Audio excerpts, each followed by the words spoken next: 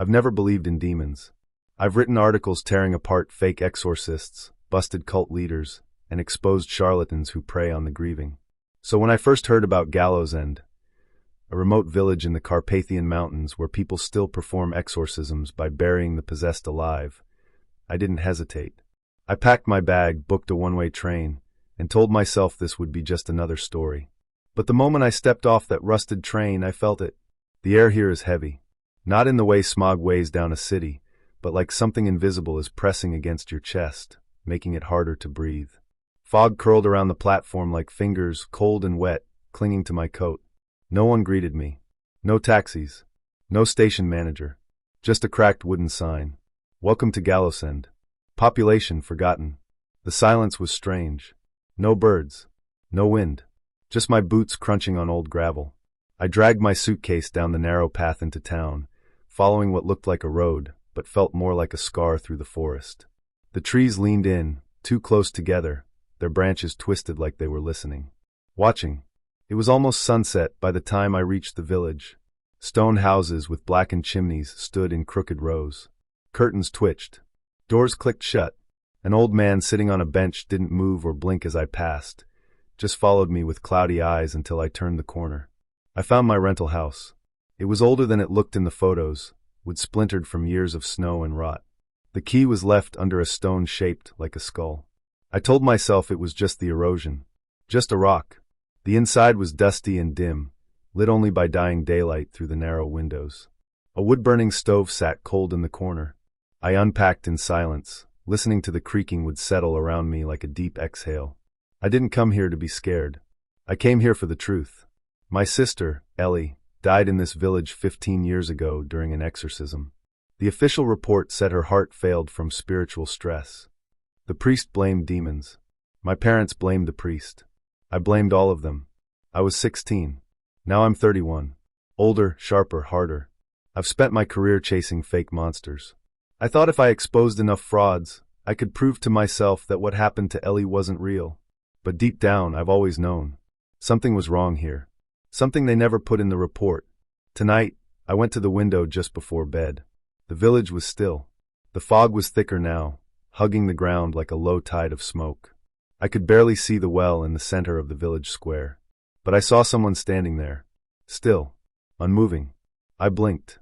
They were gone. Just fog again. I closed the curtain, climbed into bed, and told myself tomorrow I'd find answers. I'd speak to the villagers, visit the monastery where Ellie died, and prove once and for all that this place is just a shadow clinging to old myths. But just before I drifted off, I heard a whisper behind the walls. One word. Marvin. And the thing is, I hadn't told anyone my name. Not yet. The first time I saw the monastery, I felt something crawl beneath my skin. It sat at the edge of the village, where the trees thickened and the fog pressed tighter. From a distance, it looked almost like a ruined castle, tall, crumbling stone walls wrapped in dead vines, its bell tower leaning slightly to the left like it was tired of standing. No sound came from it. No birds, no wind. Just silence. I walked the cracked path alone, my boots crunching on gravel, the air colder the closer I got. The locals had warned me not to go. An old man at the tavern told me it was cursed. A woman spat on the ground when I asked her about it. Even Karam, with all his cryptic nonsense, had simply said, "If you must enter, do not speak." But I had to go. That's where my sister died. That's where the truth waited. The heavy wooden doors groaned as I pushed them open. Inside, the air was thick with the scent of mildew and burnt wax. Moonlight poured through holes in the roof, casting pale beams across dust-filled air. The pews were rotted and broken, some flipped over, others stained dark, maybe mold, maybe blood. It was hard to tell. I stepped carefully, my flashlight flickering as if something didn't want me to see. The altar still stood at the front, cracked and scorched. Symbols were carved into its base, symbols I didn't recognize. They weren't Latin, or at least not any form I'd seen. Curved and sharp, almost like claws. They felt angry.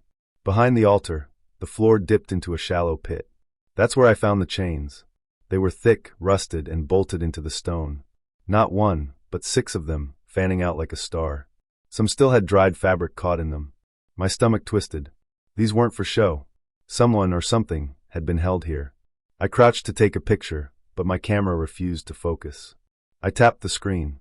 Nothing. just a blur like static or smoke. Then it glitched, flipped to video mode, and started recording on its own. That's when I heard the voice. Not loud, not close, but there. It was coming from under the stone. At first I thought it was the wind, sliding through cracks in the walls. But the words, if they were words, were wrong. Broken. Whispered too fast, too deep. My ears felt hot, like they were filling with pressure. Then I saw it. On the far wall, behind a collapsed column, there was something etched into the stone, a figure. A tall one, hunched and faceless, its hands stretched out wide. From its chest, smaller faces spilled outward. Some screamed. Some smiled. One looked exactly like my sister. I froze. I hadn't cried in years. Not since she died. But something about that face, carved in stone with no reason to exist, broke something open inside me. I backed away, heart hammering, breath shallow. That's when I noticed the floor behind the altar, scratched. Not old wear and tear, but fresh. Like something with long nails had been dragged backward. Or maybe had tried to crawl out. I didn't remember leaving. One moment I was staring at that pit. The next I was outside, gasping for air, the monastery behind me like a bad memory. My hands were shaking. My camera was still recording, but the screen was black. I walked back to the village in silence, not sure if I'd seen too much or not enough. But I knew one thing for certain now. Whatever happened to my sister didn't end with her. Something was still there, and it had been waiting. I couldn't sleep. Maybe it was the thick silence in Gallows End. The kind that didn't feel peaceful. It felt like the village was holding its breath. Waiting. I left the small guest house just after dawn, hoping to get some fresh air and shake off the weight on my chest. The air was cold and heavy, like breathing through wet cloth. Fog rolled around my ankles, dragging behind me like something alive. I walked through the narrow dirt paths between crooked houses. Wood creaked somewhere overhead. I thought it was just the wind at first, until I saw a curtain slide back in one of the windows. A pale face watched me from the shadows. Eyes wide, unblinking. They didn't look away, even when I stared back. A group of children were playing in the mud near the church ruins. Or well, trying to. They weren't laughing. Just standing in a circle, poking something dead with a stick. I took a few steps closer and cleared my throat. They scattered. All except one little girl. She looked maybe 7 or 8. Her dark hair was tangled, and her dress looked like it had never known soap. She kept staring at me as I approached. "Hey," I said gently, "what's your name?" She didn't answer. I knelt slightly to meet her eyes. "You okay?" She took a small step forward, tilted her head, and said one sentence that froze the blood in my veins. "You've got the hollow eyes now." I blinked. "What did you say?" She turned and ran before I could ask again, vanishing into the fog. I stood there, staring at the spot where she'd been. The fog swallowed the path behind her. I didn't chase her. I couldn't. Hollow eyes. What did that mean? I made my way back to the guest house, but something was off. I couldn't quite put my finger on it. The trees looked thinner. The angles of the buildings felt wrong, like they'd shifted while I was gone. I checked my watch. It was 3:12 p.m. That wasn't possible. I'd left around 7 a.m. I'd only walked for maybe half an hour at most. Had I blacked out? Lost time? I opened the door to my room and stopped. There was dirt on the floor. Thick clumps of it, like it had been scooped from the ground and dropped there. My boots were clean. I hadn't tracked it in. Then I saw the bed. The sheets were pulled back. My recorder lay on the pillow, blinking, still recording. I picked it up and rewound it. There was silence for a while, then breathing. Ragged, uneven breathing. And then a voice. My voice. But I didn't remember saying it. They keep whispering to me. From the walls. From the dirt. My hand shook as I stopped the recording. I checked my arms. Dirt under my fingernails. No cuts, no bruises. But something about my reflection in the mirror made me step back. My eyes looked different. Darker. Like the light didn't quite reflect in them the same way. I turned away. Maybe I was tired. Maybe it was the stress. But that night, I locked the door. I shoved the dresser in front of it. I even tied my ankle to the bed frame with my belt, thinking it might stop me if I tried to sleepwalk. I didn't sleep. Not because of fear. Because just after midnight, something began scratching under the floorboards. And it sounded like it was laughing. I found him sitting at the edge of a crumbling stone well, as if he'd been waiting there his whole life. Karam Durescu. The villagers had spoken his name in whispers, always followed by a look over their shoulder or a hurried sign of the cross.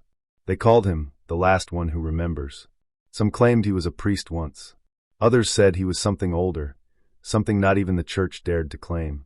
He looked up when I approached, eyes sharp and colorless like old glass. His skin was paper-thin and almost translucent, and his hands trembled in his lap.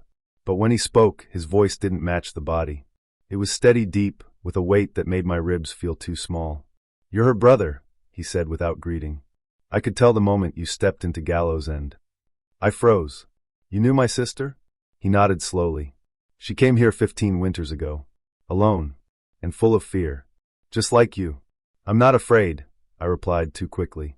He chuckled, a dry, rasping sound like twigs snapping in the wind. "You should be." I looked around. The well behind him was sealed shut with a rusted iron lid, bolted down and covered in moss. Someone had scratched symbols into the stone around it. They looked old, maybe older than the monastery itself. "What happened to her?" I asked. "Everyone tells me nothing. Or worse, half-truths." "She was a door," he said. "What does that mean?" He tilted his head. "Some people are windows. Spirits pass through them. They flicker, then fade. But your sister, she was wide open. She invited something in. And once it entered, it wouldn't leave." My mouth went dry. "A demon?" "Aziriel," he said, as if the name itself weighed something. "One of the hollow-tongued. It doesn't speak in words. It speaks in wounds. In grief. In memory." I almost laughed. I wanted to. But my chest felt tight. "I'm here to write a story," I said. "To find the truth." Karam turned his face toward mine. There was something strange in his eyes, like he was looking through me instead of at me. "You're not here to write. You're here to finish what she started. Whether you know it or not." I took a step back. The wind picked up, sudden and cold, swirling dry leaves across the cracked courtyard. He stood slowly, bones creaking under his robes. "She thought she could carry Aziriel inside her and trap it here. She asked me to bury her. I refused. I thought I could save her with holy words." He looked down at his hands. "She died screaming, Marvin. Not because of pain. Because it was leaving her. And entering someone else." I swallowed hard. "Who?" He stared at me. Didn't answer. Something moved in the trees behind him. A shadow shifting, a branch bending the wrong way. I forced myself to speak. "You think it's in me now?" "I don't think." "I know," he said. My hands were sweating. I wanted to leave. To run back to the inn, pack my bag, and get out of this cursed village. But I couldn't. I had to know. "How do you get rid of it?" I asked. "If this thing is real, if it's in me, how do I stop it?" His voice dropped to a whisper. "You bury it. Deep. Where it can't claw its way out. But the body must be alive.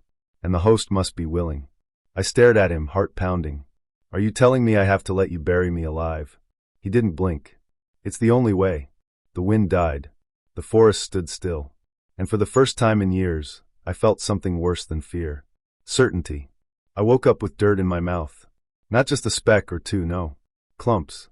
Wet, earthy soil packed between my teeth and under my tongue. My jaw ached from clenching all night. My fingers were raw. My fingernails gone. Some cracked, others torn clean off. I could taste blood. And something else. Bitter. Rotten. I sat up, dazed. I wasn't in the cottage. Around me, the forest pressed in on all sides. The trees stood like quiet witnesses, their twisted arms reaching for the sky.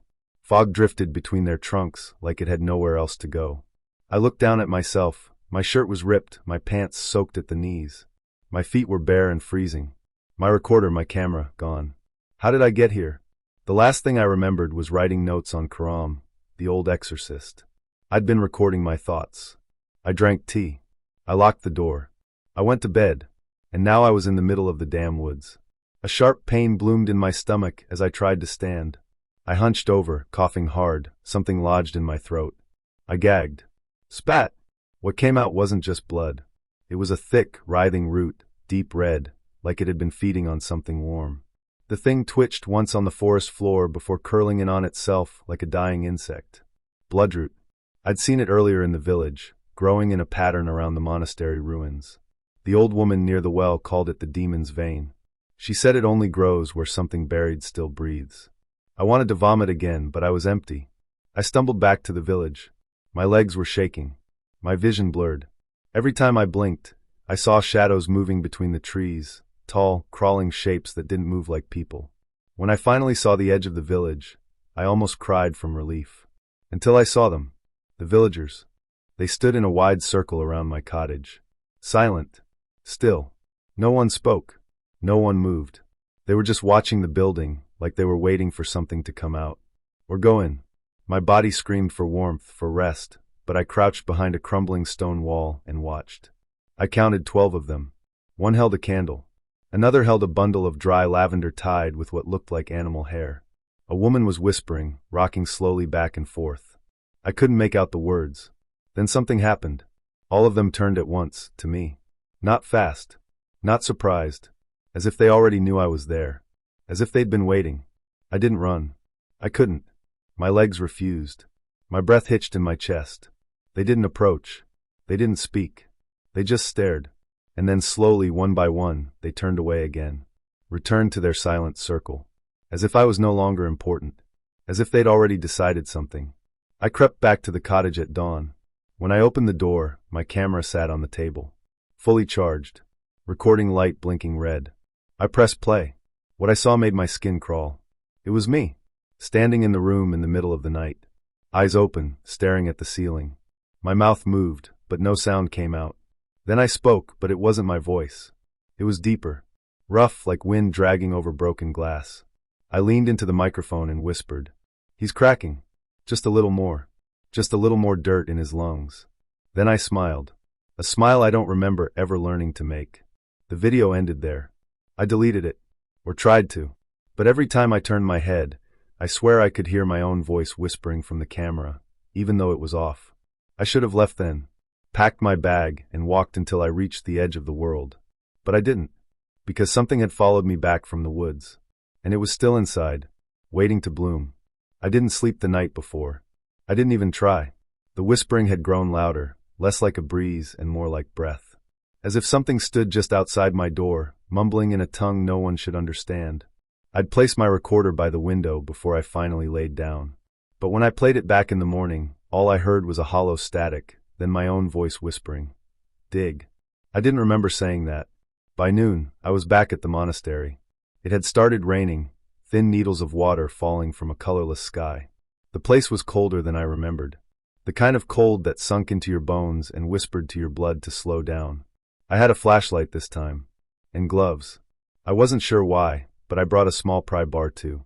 The air inside the monastery was still. Heavy. The moment I stepped through the arched doorway, the rain seemed to vanish. My footsteps echoed like I was walking inside a tomb. I followed the corridor to the altar room, where the wooden crucifix still hung, upside down. The monks had abandoned this place decades ago, but some force had never left. You could feel it in the way the walls breathed. My hand brushed against the crumbling stone wall behind the altar, and that's when I felt it. A soft give. The wall wasn't solid. I pulled out the pry bar and jabbed it into the crack. Dust spilled out. The smell hit me first. Earthy. Moldy. Like the scent of something that had been trapped too long. I dug faster, chipping away at the stone and old plaster until I saw something pale tucked behind the stones. Paper. A bundle of pages wrapped in twine, yellowed by age and damp from years of rot. I unwrapped it carefully, my heart thudding hard against my ribs. There were 6 letters, all written in the same sharp, hurried hand. I knew that handwriting. It was my sister's. I sat on the cold floor, flashlight between my knees, and started reading. Marvin, if someone finds this, I hope it's you. If it's not, burn these. Don't read. Forget my name. Please. The dream started when I arrived. Then the voices. At first, I thought they were memories. Grief. But they knew things, Marvin. Things no one could know. They whispered about you. They said your blood was the doorway. That I wasn't enough. That they were waiting for you. I didn't believe them. Not until the 3rd night. Not until I saw our mother standing over my bed, smiling with no eyes. I stopped reading, breathing through my mouth. My fingers were trembling. The 2nd letter was smeared with what looked like dried blood. They told me I had to go underground. That pain binds them. That if I let them take me, it would buy you time. I thought I could trap it. I thought I was strong enough. But it lies, Marvin. It always lies. It told me it left you alone. It didn't. The 3rd letter was shorter. Barely legible. It's inside the walls. In the stone. It eats the prayers. Karam is the only one who knows. But he's afraid. He tried the burial once before. It didn't work. He'll try it again. With you. The rain outside had stopped, but I didn't move. I just sat there in the dust, holding those letters, heart pounding like a warning drum. I had come here to find answers, to expose a lie. But what if the lie was me? What if I wasn't the man digging for truth, but the thing being lured back into the ground? I folded the letters carefully and tucked them into my coat. I stood up slowly, staring at the altar. I swear I saw it breathe. Then I heard the voice again, clearer now. Not in the wind. From inside me. She was the door. You are the lock. And somewhere deep in my chest, something turned. I woke up with the taste of copper in my mouth. My tongue felt thick. My throat burned. I sat up slowly, blinking at the faint light leaking through the cracks in the boarded-up window. Something warm trickled down my chin. Blood. I reached up and touched my lips. They were cracked, split open like dry soil. But when I leaned forward to spit the blood into the sink, something else dropped out with it. A tooth. Not a shard. A full molar. I stared at it in my trembling palm. Root and all. Perfectly intact. My own. The hole in my gums confirmed it. I wasn't just sick. Something inside me was coming apart. The mirror above the sink was dirty, but I saw enough. My eyes looked sunken. My skin pale and waxy. And then my reflection smiled. But I didn't. I blinked, stepped back, heart thudding hard. The face in the mirror went blank. Just me again. Maybe a trick of the light. Or maybe something else was sharing the skin. I turned the faucet. Rusty water sputtered out. I splashed my face and tried to shake the fear away. It didn't leave. That night, I tried to sleep with the lights on. I double-locked the door, jammed a chair under the knob. I even whispered a prayer. Not because I believed in it, but because I had nothing left to trust.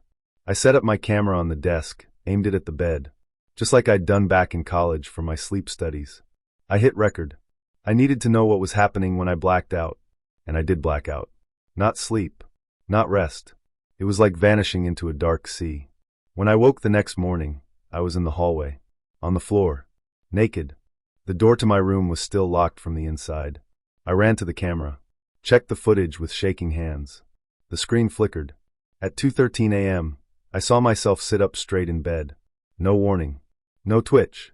Just stiff and sudden, like a puppet pulled by strings.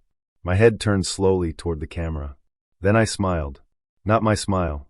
This one was stretched too wide. My lips peeled back like meat off bone. And my eyes black. No whites. Just pits. Then I began to speak. At first I thought it was Latin. Then something older. The voice wasn't mine. It was low and distant, like it echoed from under the earth. And then I floated. I swear to God I did. My body lifted a few inches off the mattress, arms limp at my sides, mouth still moving. The video cut out at 2:33 a.m. I must have gotten up, turned it off, wandered the halls like a ghost. I stared at the screen for a long time. I didn't recognize myself anymore. By noon I couldn't eat. My stomach churned at the sight of food. When I drank water, it tasted like soil. Every mirror felt like a threat. That evening, I walked to Karam's chapel. He was already waiting outside, as if he'd seen me coming through the walls. "You've seen it now, haven't you?" he said. I didn't speak. I just looked at him. "I told you, Marvin," he said gently. "It's not sickness. It's not madness. It's growing." I wanted to scream at him, tell him he was wrong. But I couldn't lie anymore. Not to him. Not to myself. "What do I do?" I asked. Karam's face looked sad. "You must decide soon," he said. "Before it takes the last piece of you. Before it walks in your skin and no one knows the difference." Then he handed me something. A small wooden box. Cold to the touch. Inside was a nail. Black. Rusted. Bent. "What's this?" I asked. Karam looked at the graveyard behind the chapel. Then back at me. "Your key," he said. "When the time comes, you'll know where it belongs." I didn't understand. But when I walked back to my room, holding that cursed nail, I felt something behind me. Not following. Waiting. As if the demon inside had heard everything and was starting to smile. I didn't want to say yes. Not even with the worms crawling out of my mouth. Not even after seeing the farmer's body, twisted backward, with his legs folded over his shoulders and his mouth stitched shut with black thread. But something inside me had already agreed. The villagers came for me just after sunset. I heard them first. Feet dragging in gravel. Soft, wet steps on the stone outside my room. No one knocked. They just stood there. Silent. Waiting. I opened the door. There were 12 of them. Men. Women.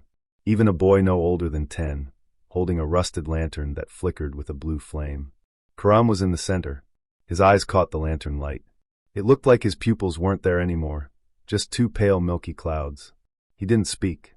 He only nodded once. And I followed. The air was thick, heavier than it should have been. It smelled like damp earth and burnt oil. We walked in single file through the woods. No one spoke. The trees looked wrong. Their trunks seemed twisted, as if trying to pull away from the path. Some of the branches bent downward as we passed beneath them, brushing my shoulders like cold fingers. We reached the clearing. The coffin was already waiting for me. It was pinewood. Rough. Freshly carved. Symbols were scratched into its surface, some I recognized from the monastery walls. Circles within circles. Knotted letters. An open eye. A closed mouth. My hands started shaking. I told myself I could still run. I could fight. I could scream and break free. But I didn't move. My feet felt nailed to the soil. Karam finally spoke.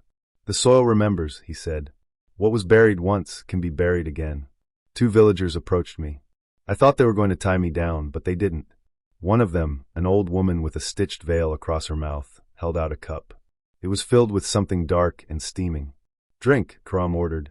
I hesitated, then drank. It tasted like metal and ash. Everything slowed. My vision dimmed around the edges. The world tilted sideways. My knees buckled, but they caught me. Not gently. They dragged me like a broken chair to the coffin. I tried to speak, but my tongue wouldn't obey. They laid me inside. The inside of the coffin was lined with salt. Cold metal rings were nailed into the four corners, each one wrapped in a thorny vine. The wood beneath me pulsed, yes, pulsed, as if it were alive. I looked up and saw Karam's face above me. He leaned close. His breath smelled like incense and rot. "You are the gate now, Marvin," he whispered. "We are only trying to shut it." Then the lid closed. Darkness. Total. I heard the nails being hammered. Thump. Thump. Thump. The sound felt endless. It echoed in my skull like thunder. I tried to scream. No sound came out. Only a dry gasp. My throat burned. My chest felt heavy, like something had climbed inside and curled up between my lungs. Then I felt it. Movement. Not above me, but below. Scratching. From the underside of the coffin. And something brushing against my back. From inside the wood. No, not the wood. Beneath it. Beneath the earth. Something rising. Something that knew my name. I pressed my palms to the lid. I couldn't push it open. I was buried. Alive. And I was not alone. I woke up in total darkness. At first, I thought my eyes were still closed. I blinked rapidly. Nothing changed. I opened my mouth to scream, but all that came out was a ragged gasp that filled the tight space with the sound of my own panic. I tried to sit up. My forehead hit something hard. Wood. The memories crashed back in. Karam, the villagers, the chanting, the coffin. They had done it. They buried me. I screamed. The sound was trapped with me, bouncing off the wooden walls of the box. The air was thick and warm, already stinking of my own breath. I clawed at the lid, tearing my nails raw. Dirt sifted down through the cracks and landed on my face, gritty and cold. I screamed again, louder this time, but no one was listening. No one was digging me up. There was only me. And it. My heart pounded so hard I could feel it in my skull. My limbs thrashed, useless. I kicked at the foot of the coffin and heard a faint crack in the wood, but it didn't matter. I wasn't strong enough. I wasn't getting out. Minutes passed. Or maybe hours. Time was melting in here. The air grew thinner. My head spun. Every breath felt like it was dragging something sharp into my chest. I pressed my hands against the coffin lid, desperate to feel something real, something I could control. Then I felt it. Not outside. Inside. A cold slither behind my ribcage, as if something had turned in its sleep. I froze. My fingers trembled against the wood. It moved again, a slow, curling pressure rising from my stomach up to my throat. I gagged. My mouth filled with bile and dirt. I spat it out, but there was nowhere for it to go. And then, I heard it.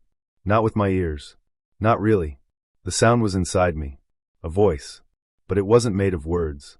It spoke in feelings, hate, hunger, sorrow, endless sorrow, deeper than any human grief could bear. It poured into me like a scream I couldn't release. My hands gripped my chest, nails digging into skin. I whispered to myself over and over, "You're not real. You're not real. You're not real." It laughed. Not loud. Not sharp. but slow, like a chuckle dragged across glass. I pressed my palms over my ears, even though I knew it wouldn't help. The laughter wasn't coming from the outside. It was blooming inside my head like rot. I saw flashes in the dark. Not with my eyes, somewhere deeper. Visions. A river of hands, pale and twitching, reaching up from the soil. My sister, her mouth sewn shut, blood pouring from her eye sockets. Karam with no skin on his face, whispering the same Latin phrase over and over while flames ate his robes. And me buried, screaming but smiling. I slammed my head back against the coffin lid. Over and over. Just to feel pain. Just to remind myself I was still human. The voice inside me whispered something this time. I couldn't understand the words, but I knew what it meant. You are hollow now. I am filling you. I cried. Not from fear.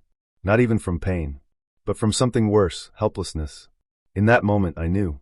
They hadn't buried me to save me. They buried me to keep the demon in one place. And now we were both in here. Waiting. Watching. Breathing the same air. And I didn't know how long I could hold on. Or how much of me was left to save. I don't know how long I've been down here. Minutes? Hours? Maybe a full day. Time doesn't exist in a box like this. The coffin creaks every time I breathe. My ribs press against the lid. There's barely enough room to move my fingers, but I keep them twitching, just to remind myself I still can. The air is hot now. Too hot. It shouldn't be. I'm under 6 feet of cold soil, and yet, my skin is sweating like I'm trapped inside an oven. It smells like wood smoke and rot. My shirt is soaked, clinging to me like wet paper. I whisper to myself just to hear something human. But it's not working anymore. There's something else whispering back now. It started as a breath against my ear. Just a soft exhale. I thought it was my mind playing tricks again. But then came the pressure, a pulse behind my eyes. Like something alive was shifting beneath my skin. Crawling slowly from my spine to my chest. I think it's trying to move up. I hold my breath. That's when the visions start. They come fast like flashes, snapping images behind my eyelids. Fire pouring from cracks in the monastery floor. My sister screaming, her hands blistering as she clawed at a coffin just like this one. Her eyes melting like wax. Then Karam, standing over me, his mouth sewn shut. Eyes wide, crying black tears that trail down his beard and drip onto the soil. He doesn't speak in the vision. He just points. Not at me but through me. As if he sees what's inside. I scream. The box shakes. No, not shakes. Rattles. Something is moving below me now. Scraping at the wood from underneath. Not claws. Not nails. Something worse. Something soft. It sounds like wet flesh slapping wood. And then I feel it. Heat, burning from the base of my spine, crawling into my chest, swelling like steam in a sealed pipe. My heart races. It feels like it's going to burst. My mouth fills with the taste of ash and iron. And then I feel my throat stretching open like it wants to split. Then I hear my own voice. But it's not mine anymore. It speaks in a deep, crackling tone. Old. Inhuman. Like a voice carved from stone and set on fire. It says only this. He buried you to stop me, but he didn't dig deep enough. And then I scream again, not with fear, but with fire. My back arches. The coffin shakes violently. Wood cracks near my shoulders. The symbols Karam carved into the lid glow faintly, just for a moment, before fading. The light dies. I smell burning flesh. Mine. I pound on the lid with fists that barely move. I scratch until my nails peel back. The fire inside me rises to my skull. And then silence. Not peace. Not comfort. The silence of something waiting. My heartbeat slows. My fingers go numb. My breathing fades into nothing. And just before everything goes black, I hear the sound of dirt shifting above me, as if someone or something is digging me up. Or maybe it's digging its way out of me. I don't remember waking up. It was more like surfacing, like my mind had been underwater for hours, days maybe, and suddenly I was gasping in a pitch-black sea of soil. My lungs fought for air, but all I swallowed was dirt. Cold, damp, choking earth. I thrashed, but the coffin was too tight. My knees hit the wood. My arms were twisted against my chest. There was no room. No light. Only the sharp taste of salt and soil in my mouth. Then I heard it. A groan not mine. A deep, hollow sound like breath moving through a broken pipe. It came from under me. Or maybe inside me. The boards beneath my spine trembled. No prayers came to my lips. I didn't know what to say anymore. The demon had shown me too much while I was buried. Visions that felt real. flames licking my skin. My sister's face, eyes missing, whispering that the soil feeds on fear. That the more I screamed, the more it would grow hungry. But I didn't scream this time. I listened, and the ground above me began to break. It wasn't loud, not like thunder or explosions. It was slow, heavy, like the weight of the world shifting. I felt pressure release above my chest, then a shaft of cold air kissed my cheek. Light, pale, faint. The moon. I pushed upward with everything I had left. My nails snapped as I clawed through the soft, broken dirt. I felt worms twist against my fingers. A beetle ran across my eye. Then finally, my hand broke the surface. It was like being born. I pulled myself up inch by inch, coughing, spitting out dirt, my lungs on fire. My body felt brittle, like glass stretched too thin. I collapsed onto the grass, my head spinning. The grave behind me was wide open. No lid. No shovel. Just a jagged hole, like something had chewed its way out. I lay on my back, staring at the sky. And that's when I noticed something was wrong. The moon looked too low, too red. It hovered just above the hills, swollen like an infected eye. I blinked hard, thinking maybe I was hallucinating, but it didn't change. The wind didn't blow. The trees didn't move. Everything felt frozen, like time had been paused, and I was the only thing still ticking. I stumbled to my feet. My body ached, but it obeyed. I followed the path back to the village, dirt trailing behind me like a second skin. As I entered Gallows End, I expected panic. Screaming. Someone rushing forward to help me. Instead, they were waiting. Every villager stood in a perfect circle around the church courtyard. Their faces were blank, pale, their eyes wide, unblinking. Some of them had blood trailing from their noses. Others had fingers twitching like they were trying to hold something invisible. No one said a word. No one moved. They were all staring at me. I looked for Karam. I looked for his crooked cane, his black robe, his trembling hands. But he was gone, vanished like dust in the wind. I took a step forward, and the villagers all tilted their heads in unison, like puppets on strings. I whispered, "What happened?" No answer. Then I noticed something else. My breath, it wasn't fogging in the cold, and my reflection in the window of the chapel didn't move when I did. I backed away. One of the villagers, a woman with white hair and sunken cheeks, suddenly dropped to her knees and whispered, "It is finished." I didn't ask what it was.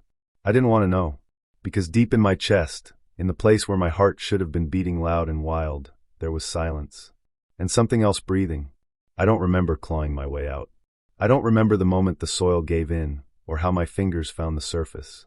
I just remember the cold air slamming into my lungs like broken glass. I was on my knees, trembling, covered in mud and blood and salt. My coffin sat cracked behind me, symbols burned into the wood still pulsing faintly like dying embers. The forest was silent. No wind. No birds. Just the faint sound of something breathing. Not me. Something else. I stood, or tried to. My legs were weak, like they'd forgotten how to carry me.